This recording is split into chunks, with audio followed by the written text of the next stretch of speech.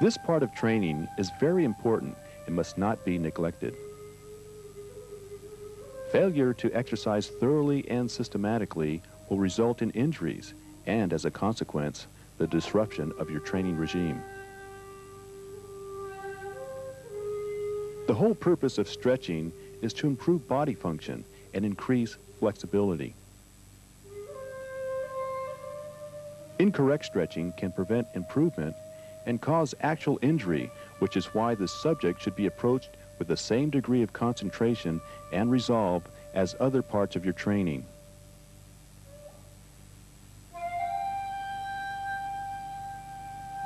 The importance of warming up and stretching the body cannot be overemphasized.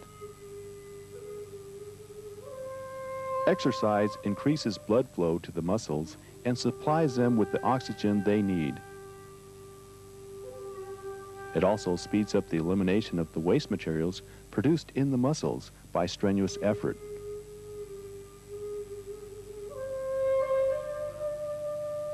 Assist your partner by pushing him gently but firmly in the small of his back. Do not push his shoulders, as this could injure him. The general rule with stretching exercises is that they must be performed slowly and with control. This is especially important with this exercise.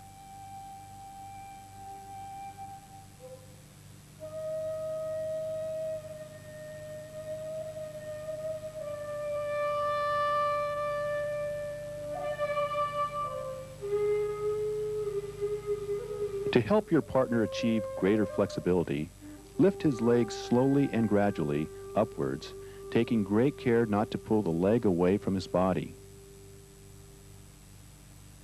The body should be progressively stretched in small increments, and unnatural or jerky movements that might stress the subject avoided.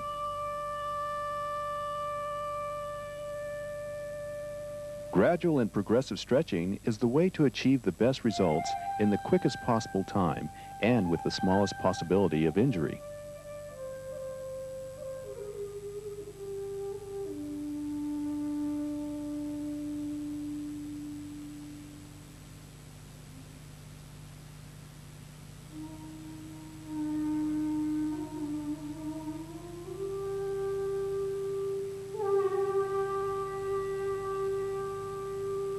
Performed after stretching and before training, a well-thought-out exercise program is essential. It will help to develop endurance, explosive power, and balance that are so necessary for competition karate. The exercises that follow are fundamental and therefore very important. They deserve your close attention and should be practiced regularly. The legendary power of karate is the result of long-term serious training, coupled with an understanding of the underlying principles of karate movement. The speed and energy demonstrated so effortlessly by advanced karate exponents is the expression of that power through a healthy, flexible body, a body that must be strong and well-conditioned enough to withstand the rigors of training without sustaining injury. In these exercises, the whole body is lifted off the floor and supported on the extremities briefly, then lowered. These are difficult movements to acquire, physically taxing and very beneficial. Each part of the body is systematically conditioned for the workout that follows, and at the same time toughened and made stronger. As the training continues, the body is taken from a state of rest to a point where it is completely warmed up and ready for training. Exercise must be thorough and balanced. No one part of the body should be favored over the other. Needless to say, professional medical advice should be sought before undertaking any program of physically demanding exercise. In the case of karate, it is also vitally important to make sure that the instructor you choose is both qualified and experienced. Kicks are among the most powerful of karate techniques, and exercises that develop the strength and flexibility of the hips and legs are very important. As with all exercises, They should be performed slowly and carefully at first, and the number of repetitions and the power exerted gradually increased over time. This exercise, more often seen in a judo or kendo dojo, is useful as it increases the strength of the forearms and the grip.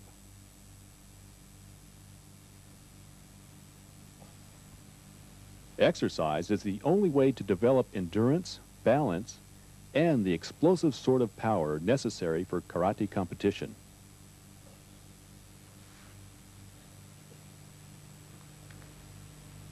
The importance of a correct stance is often misunderstood or not understood at all. It is fundamental to successful sparring because it is the platform from which both attacks and defenses are made and must therefore be strong and flexible. A good stance also allows for changes to be made in your strategy when fighting an opponent with a much longer reach, for example. You should be able to adjust your center of gravity and adopt a stance from which you can attack or defend with equal ease.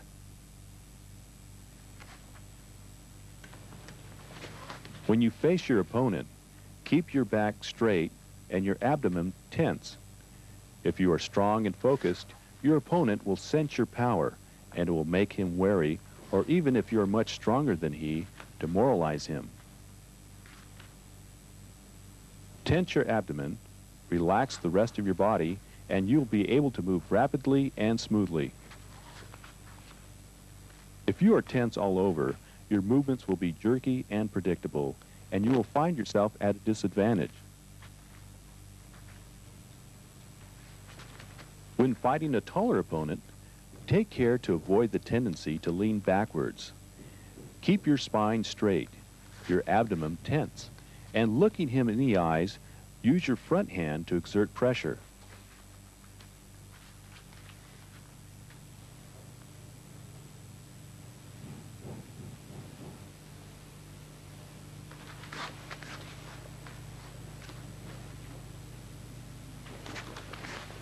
In this situation, a reverse stance can be used to advantage by a fighter with a shorter reach.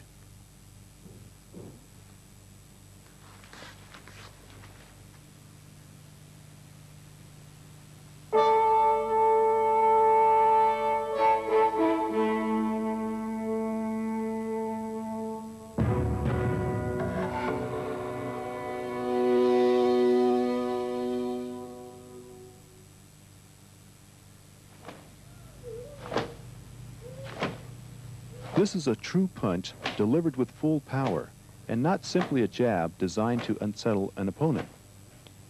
As you punch, relax your joints. Keep your elbows in close to the body, and pull them back fast after you make contact.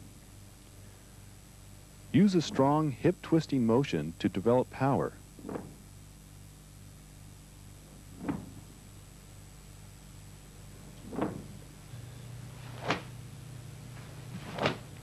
As you perform this exercise, turn in the knee quickly and push against the floor strongly with a kicking motion. The back leg must be turned in when punching. If your knee doesn't move, nor will your hips.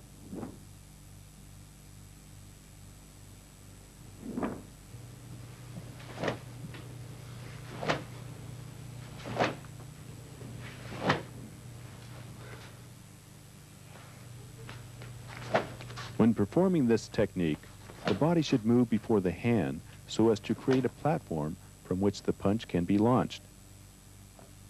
Push your body forward first, then move the front leg.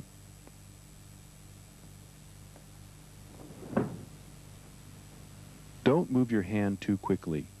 If you do make contact with your opponent too soon, some of your power will be lost.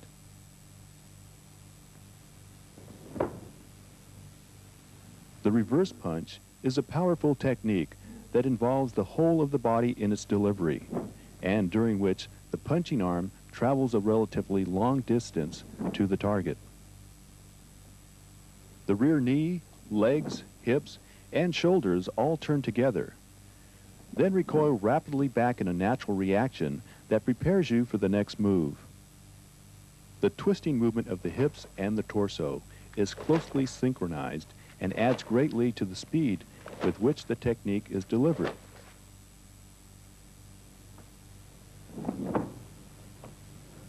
The snap punch reverse punch combination is a useful one. Take care not to pull the first punch back too soon, but leave the arm in front of your body for protection. Pull your hand back only when you hit with the second punch, or you will leave yourself open and therefore vulnerable.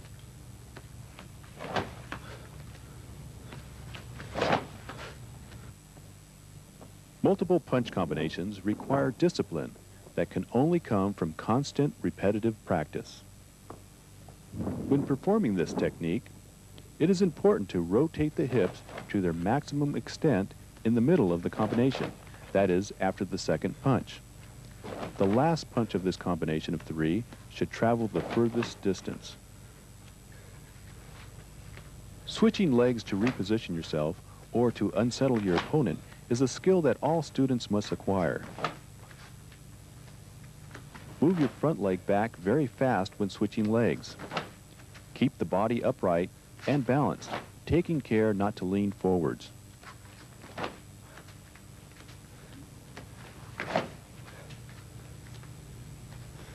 In this exercise, hip movement is very important.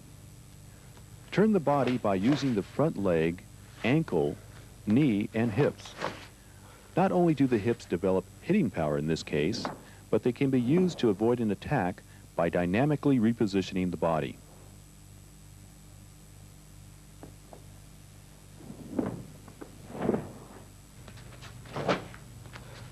This technique allows you to get into range and deliver a powerful attack to your opponent.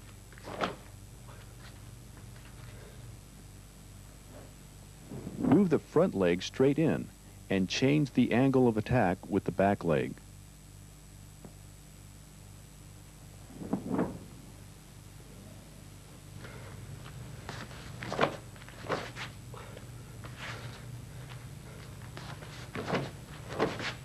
You need to control the distance between yourself and your target to create an advantage.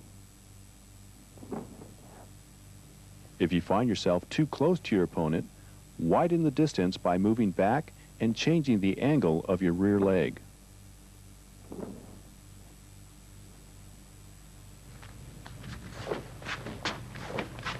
Being able to hit strongly from a static position is clearly not enough to win competitions or defend yourself for that matter. The movement of the legs must be synchronized with the timing of the punches, and this must be done effortlessly and at speed.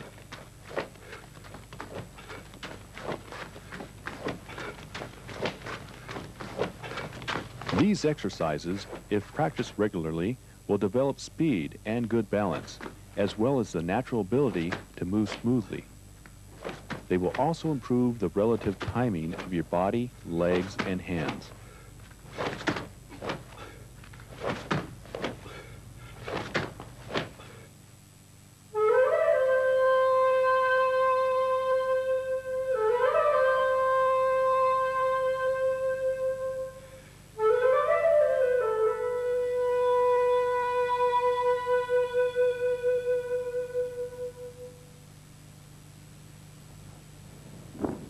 Do not raise your body before kicking. Lift your knee high to protect your mid-level, and keep your body upright to focus energy forward and into the kick. When you kick, you are stationary, so it is essential to get your kicking leg back to the ground as quickly as possible.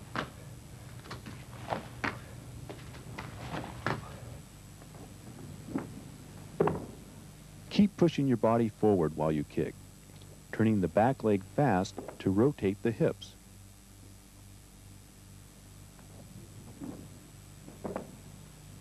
Kicking techniques must be performed with the whole body, not just the kicking leg.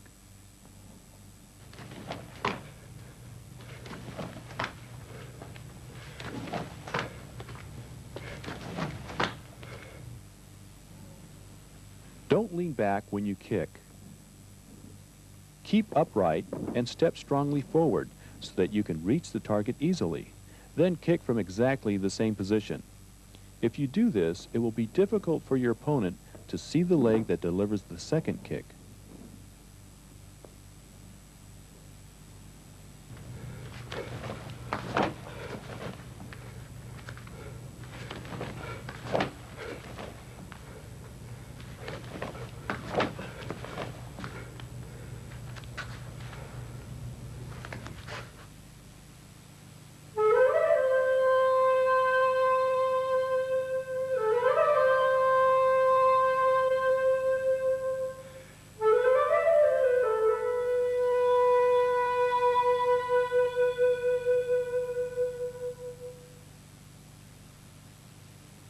Training with equipment, whether kicking pads such as these or the heavy bag, should be practiced by all students. It is essential to practice making contact in order to develop explosive power and the ability to make fast and safe recoveries. Without this sort of power, it is difficult to score a full point or a conclusive victory. When training, it is important to visualize an opponent rather than just kicking a bag. And you should visualize an opponent that can fight back. Kicking a target, while it may help your physical development, will do nothing for your timing, distance appreciation, or movement.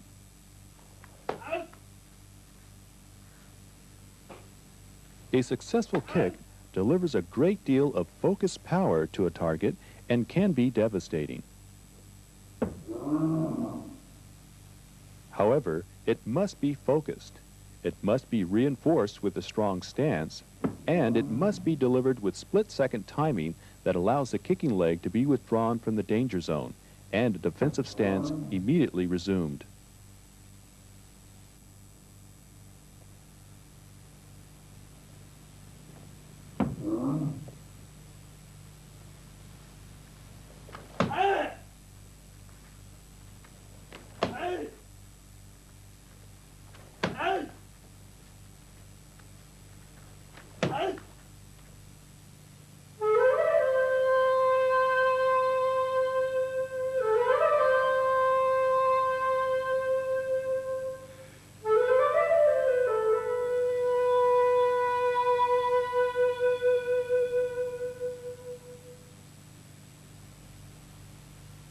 Footwork plays an important part of competition strategy and is frequently a decisive factor.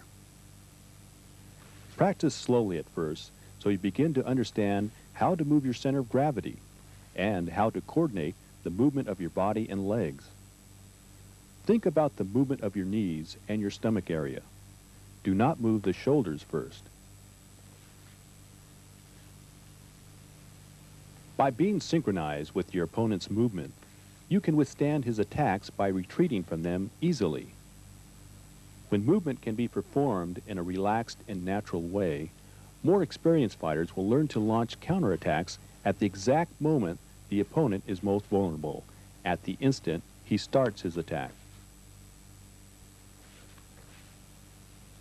The very experienced fighter will be able to predict his opponent's move and attack him as he thinks of attacking. This is called in Japanese swordsmanship ken no sen, to forestall an opponent by attacking him.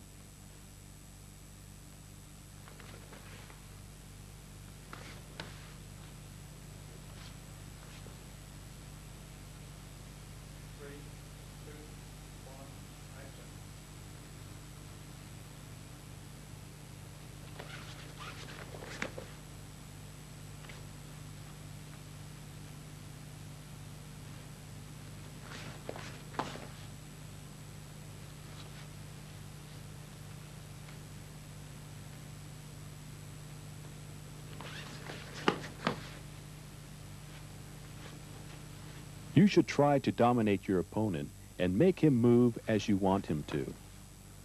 While you control the situation, he is thinking negatively, that is, of being attacked and of the need to defend himself. Force him back and attack him as you feel him weaken.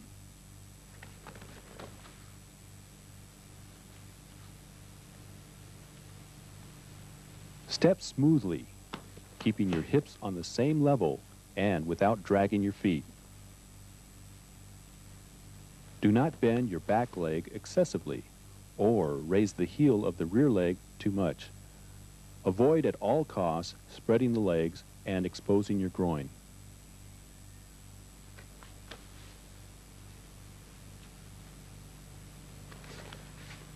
The ability to dominate an opponent is not simply a physical thing, nor is it anything especially mystical.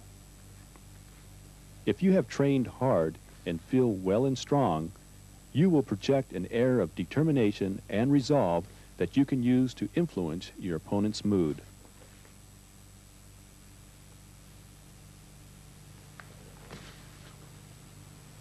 Look at him directly and strongly. Tense your abdomen and make up your mind to win.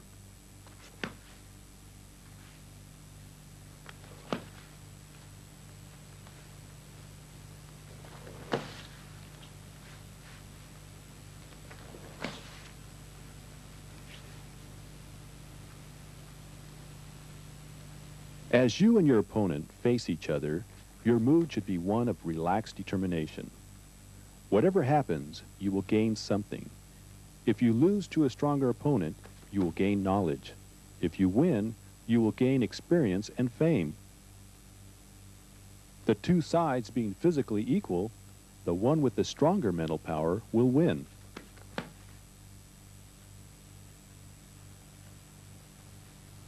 The experienced, intelligent fighter, knowing this, is always a good loser. What he takes away from any fight is of value to him. He wins despite the outcome.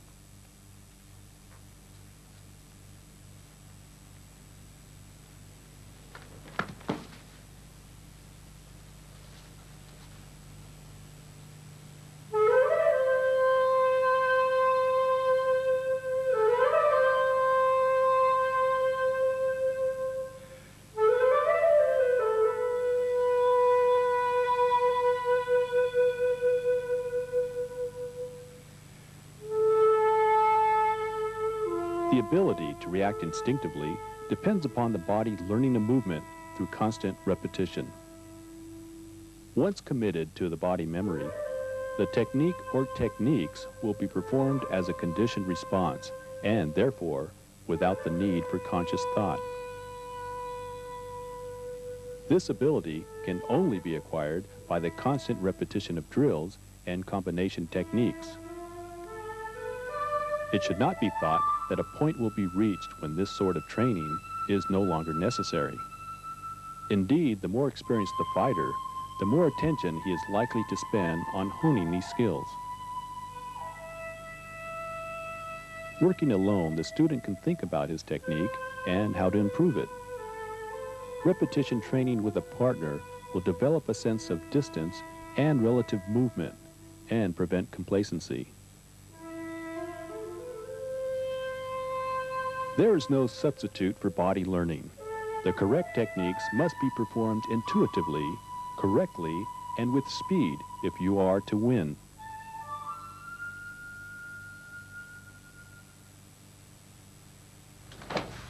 The key to performing this technique correctly, and therefore effectively, is to push the knee of the front leg and the stomach forward fast as you take a big step. Constant repetition of fundamental techniques such as this are an essential part of karate training and the only path to the mastery of the art. The first punch of this combination move is important as it pushes the opponent backwards and at the same time provides a guard for your face area. For this reason, you should not develop the habit of pulling it back too quickly or you will leave your face exposed.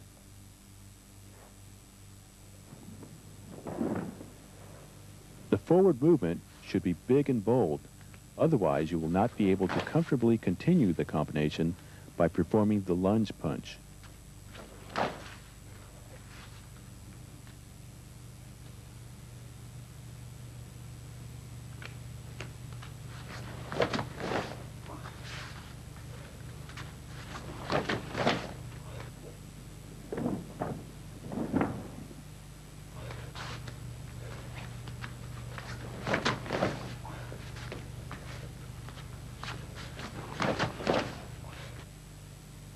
When you practice this sort of combination by yourself, check all your movements and your posture carefully. You don't have a partner or an opponent, so you have plenty of time to think about your technique and how to improve it. However, you must imagine an opponent while you are training.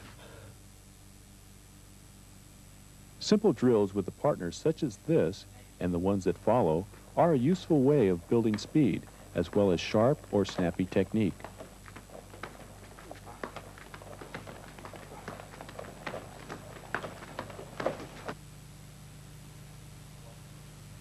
Stay low as you move your body back and forth. The moment your body comes to rest at the completion of a technique, you must be prepared to move again immediately. This drill will develop an appreciation of distance and movement as well as timing.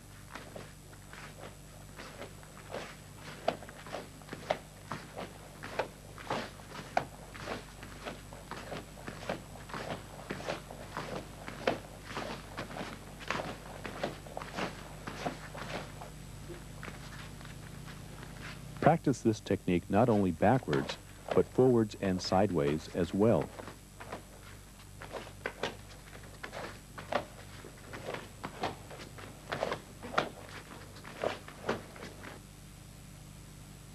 Wait to kick for as long as you can, then pull the hip back fast so that your leg moves back quickly, taking your body from the target zone.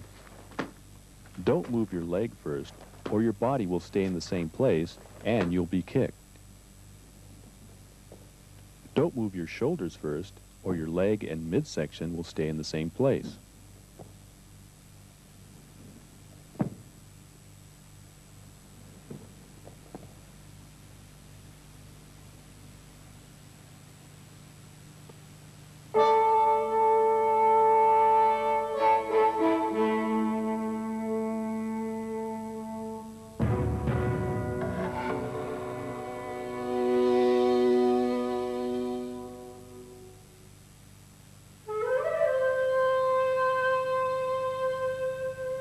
Combination techniques are those which unite either a movement with a technique or techniques, or a number of individual techniques.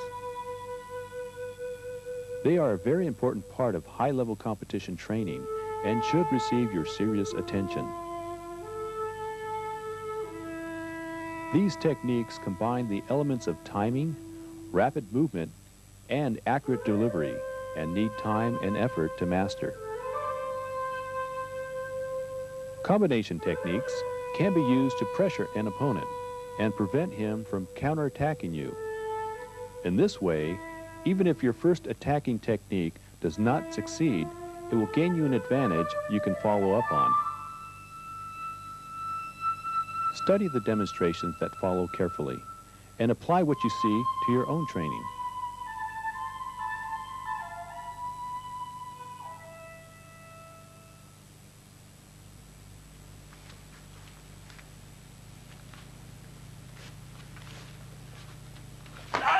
Carefully adjust your distance, and as soon as you feel it is correct, attack.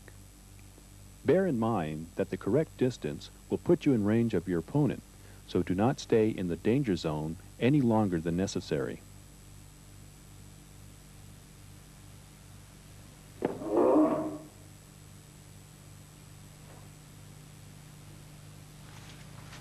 The back fist attack needs to be delivered with elbow rotation and a strong snapping action of the wrist.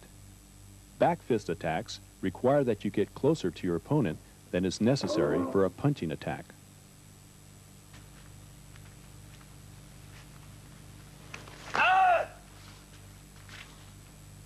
Feint with your leading hand in order to judge your opponent's timing. To perform this technique successfully, your timing must be good because you need to move quite a distance and you are therefore vulnerable.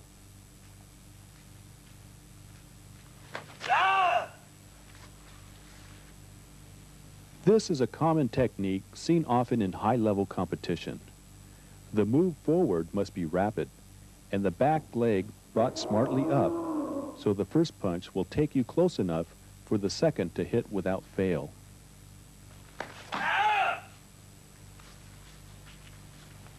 In this combination, the second punch must be delivered with maximum power and focus in order to score a point.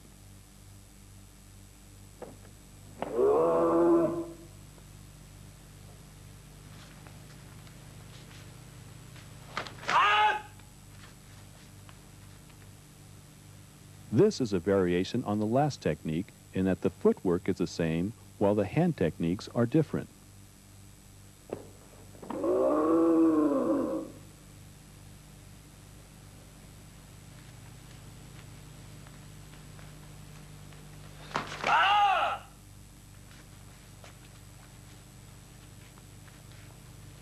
You must enter your opponent's neutral zone, the area close to his body, but not too close, where you can hit him, but he cannot easily hit you.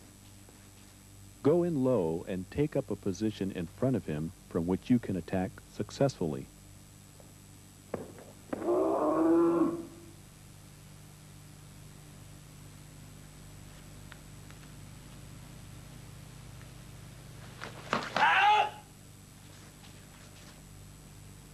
Clearly, you need to get close to attack successfully, but if you find you are too close to punch, you can recover by attacking with a back fist strike.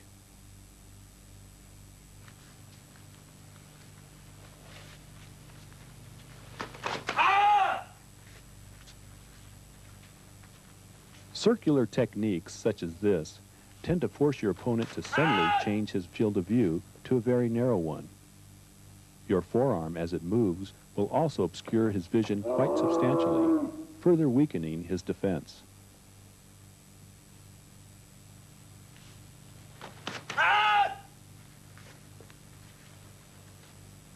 The movement begins by the knees being bent, taking the body forward and closing the distance.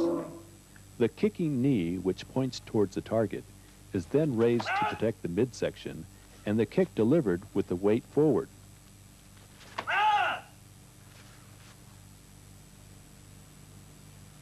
Push the body forward when you hit with the first punch.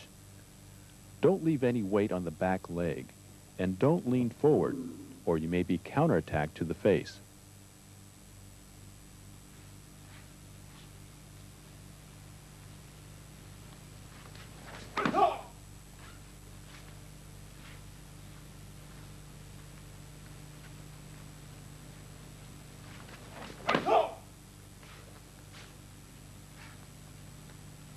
The reverse punch can be easy to counter, as the fist has to travel a long way compared with a snap punch, for example.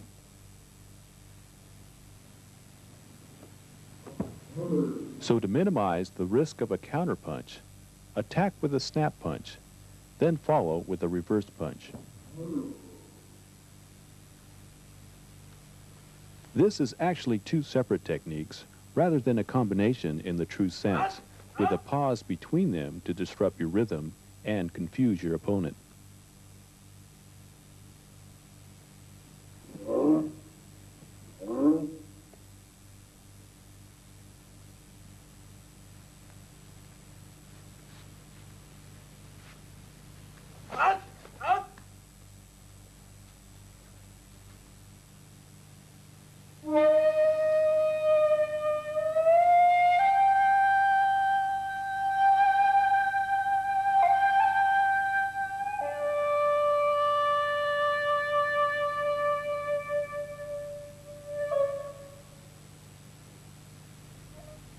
Using an explosive movement and a short step, move forward punching to open your opponent's guard. Depending on the distance involved, you can make contact with the second punch before your foot touches the floor.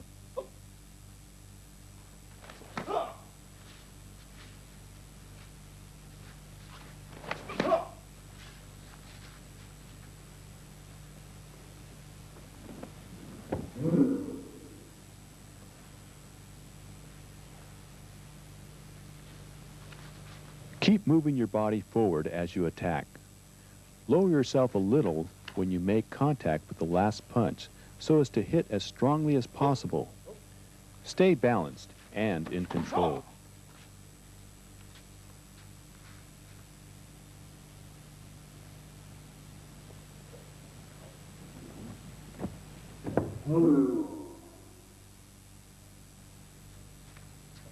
Instead of hitting your opponent with your third punch, rush in and knock him off balance by pushing him strongly in the chest.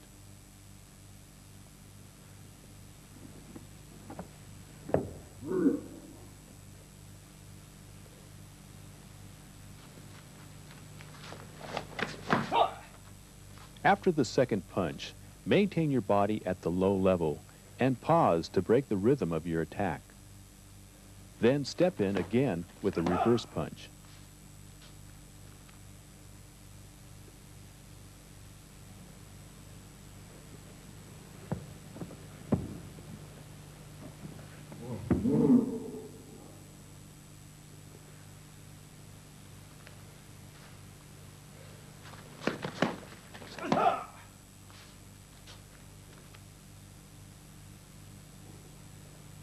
Establish the correct and most advantageous fighting distance and carefully maintain it so as to stay in control of the situation and therefore your opponent.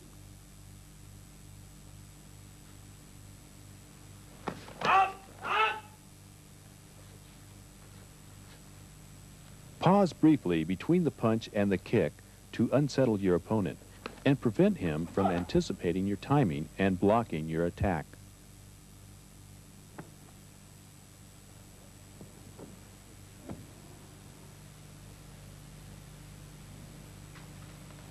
Advance and stay at the correct fighting distance by moving your back leg very quickly. Your punches must be absolutely straight to force your opponent to narrow his field of view so that he fails to notice your roundhouse kick until it is too late.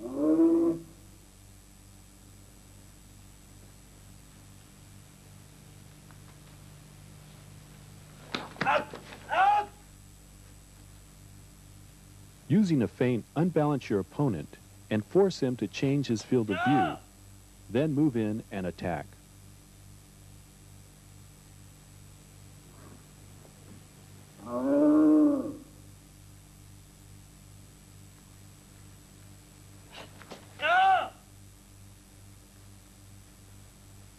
This sort of technique should only be used occasionally, perhaps when you need to change the tempo of a match in your favor, as it puts you in a vulnerable position.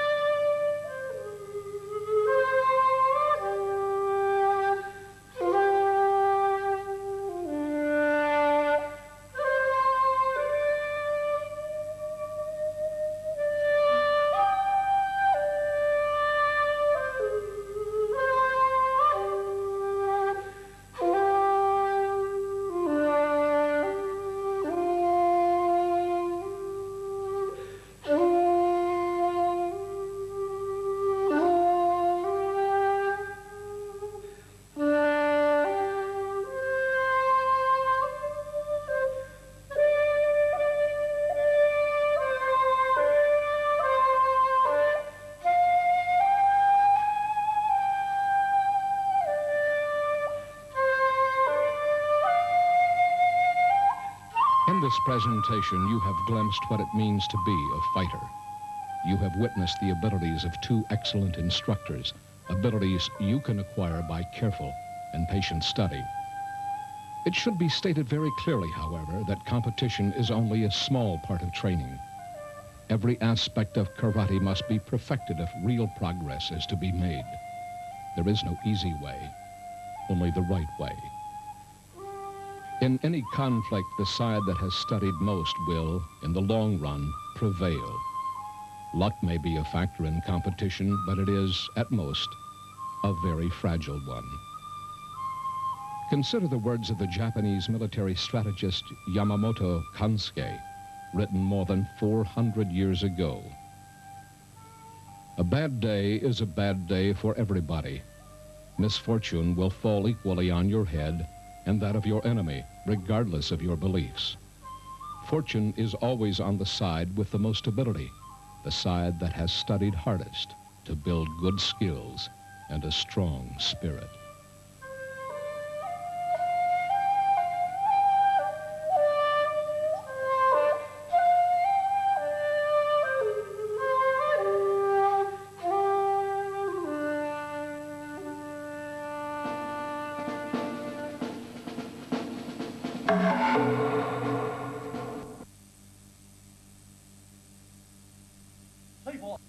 Ils doivent être exécutés avec force et le pratiquant doit s'imaginer en situation de combat réel.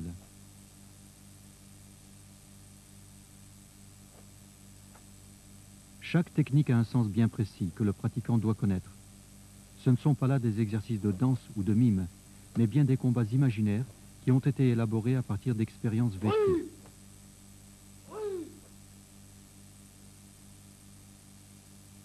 Chaque kata est unique.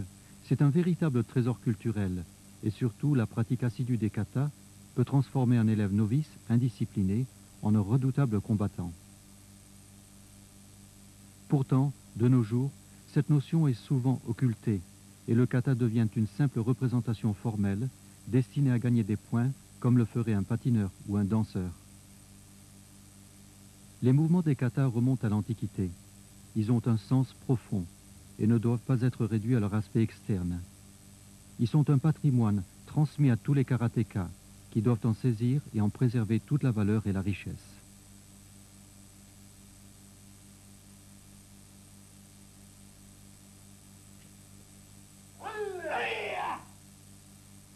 Les katas étaient une préparation au combat, mais le karaté moderne a tendance à ne privilégier que l'aspect extérieur et, de ce fait, la signification, soit évidente, soit cachée des mouvements, demeure très superficielle.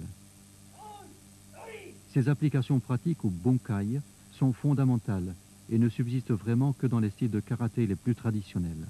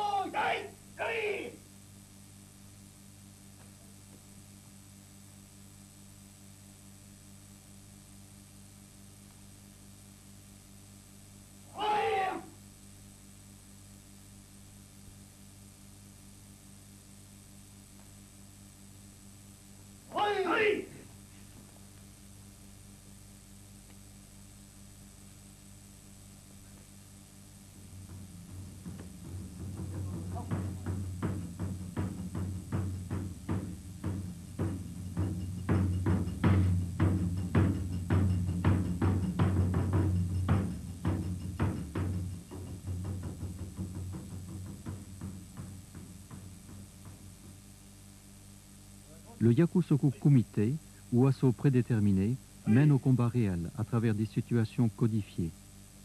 Les coups sont contrôlés, mais ce travail permet d'apprécier l'espace et la distance et d'acquérir le sens du timing dans des exercices où les deux adversaires sont souvent très proches l'un de l'autre.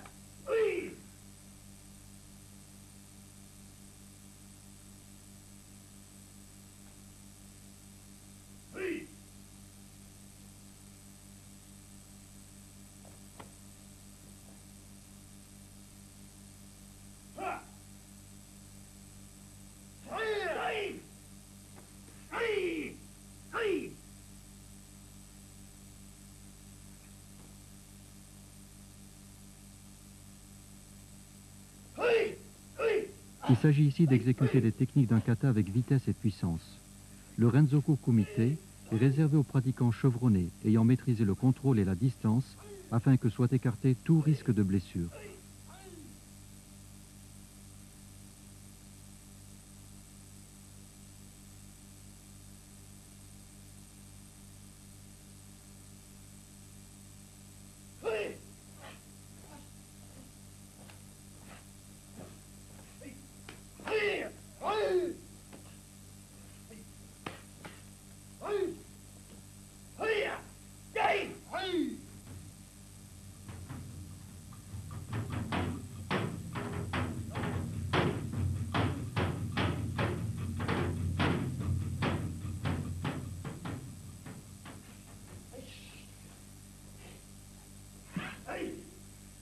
Le karaté Gojo-Ryu ne comporte pas uniquement des techniques de poing et de pied, mais aussi des projections efficaces, ce qui permet aux pratiquants de travailler également de près. Ainsi, on peut saisir l'adversaire, l'immobiliser ou le projeter et enchaîner avec une série de coups puissants ou toute autre attaque clôturant l'action.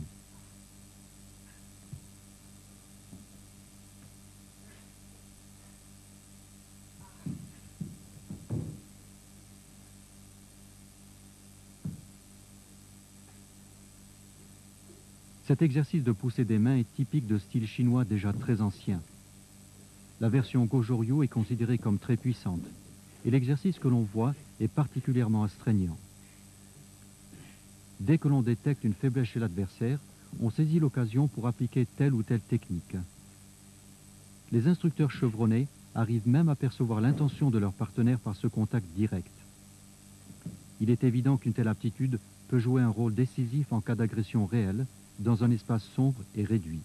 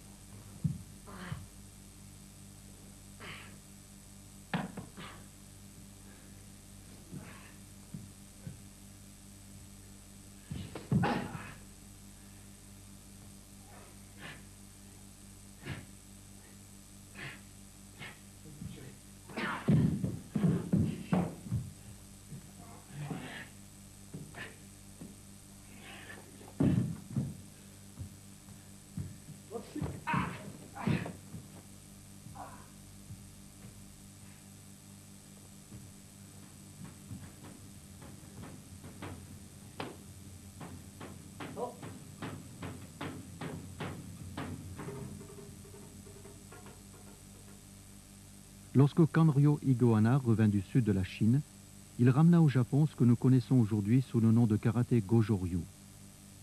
Il reconnaîtrait certainement son style dans tout ce qui a été présenté ici. Ses élèves et leurs successeurs avaient un tel respect pour ce qu'il avait créé que bien peu d'éléments ont été changés.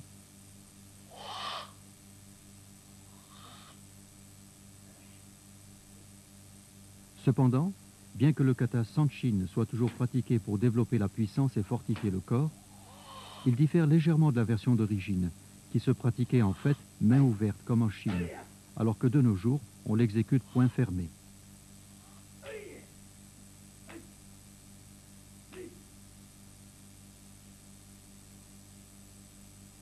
Ce kata est à la base même du système Gojo-ryu. Il développe les capacités à la fois physiques et mentales du pratiquant, ainsi que la concentration intense de l'effort, à tel point qu'au plus fort du combat, il n'y aura aucun fléchissement.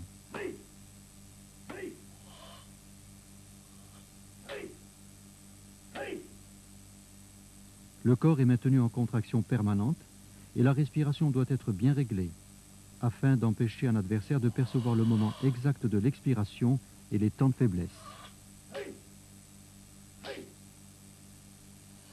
On teste la force et la stabilité de l'élève en frappant les parties du corps où la concentration doit être maximale.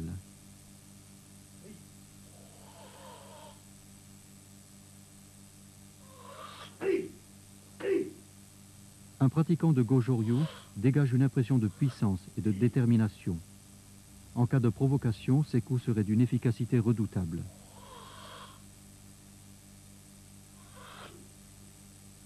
Comme le disait Shojun Miyagi, le corps est pareil à un ballon correctement gonflé, ni trop dur, ni trop mou, mais capable de repousser les coups les plus violents sans la moindre blessure.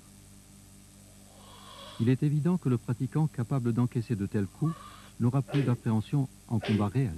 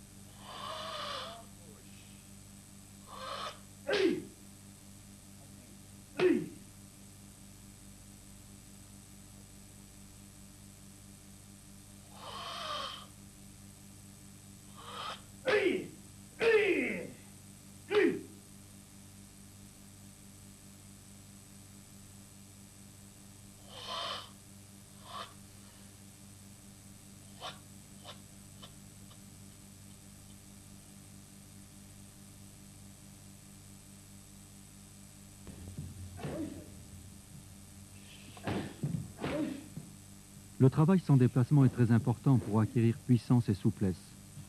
Cependant, à partir d'un certain niveau, il devient essentiel de développer la vitesse, la précision, l'endurance et d'enchaîner les techniques avec fluidité et efficacité. Pour y parvenir, on utilise les boucliers qui aident l'élève à frapper efficacement, tout en travaillant la respiration, la coordination des mouvements et la rotation des hanches dans les techniques de jambes.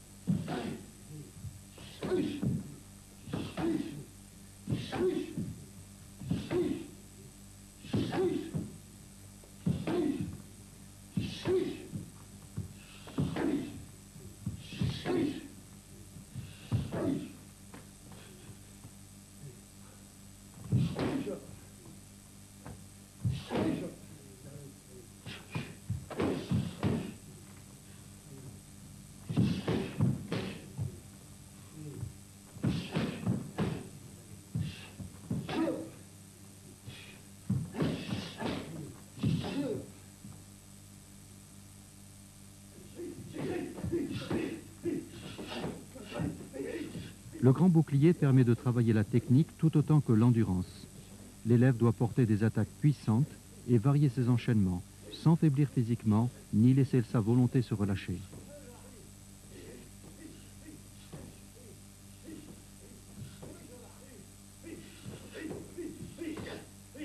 En Orient, on a coutume de penser que, tout comme le fer se transforme en acier sous l'effet d'une chaleur intense et de